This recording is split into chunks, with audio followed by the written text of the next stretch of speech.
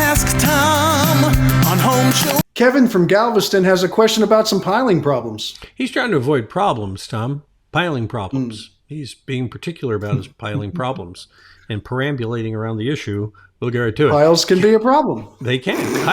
Kevin writes, oh my God. Kevin writes, my beach home, I'm staying on the tracks. The train's not coming off. My beach home is on pilings. Should I seal between the pilings and the concrete slab? Rainwater gets in there and I don't want them rotting below the grade. Is that a problem, Tom? No, it's not a problem. It can happen in the old creosote pilings where the piling meets the ground, you get rot. And that takes, I had a house that was halfway rotted through and the pilings were still structurally fine, probably still sitting there today, and that was built in 1960.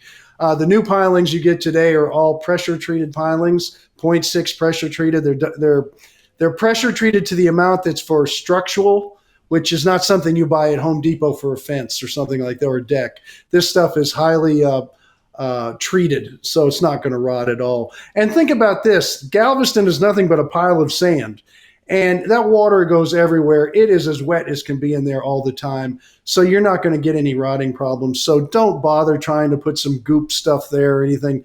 It's not going to do you any good. If that house was built in the last 30, 40 years, those pilings are going to last longer than me and you on the face of the earth. So don't give it a second thought. Enjoy Galveston. It's wonderful. Now, where are you going to have problems? All your light fixtures, all your screws, all your doorknobs, all your door hinges. You don't have a chance with those. They're going to rot every 5 years. Okay. And when they do, That's click right. on the Ask Tom button and Tom will tell you, hey, I told you they'd rot. Now, seriously, you can send us your questions. We'll help you out and include pictures because that helps us too. Now, we didn't get a picture from on this one, but we get pictures a lot of times and it helps. And we want to do a good job answering these questions so we can help as many people as we can. And that's why we do them every day. Tom answers a question, then we post it on our YouTube channel and at HomeShowRadio.com.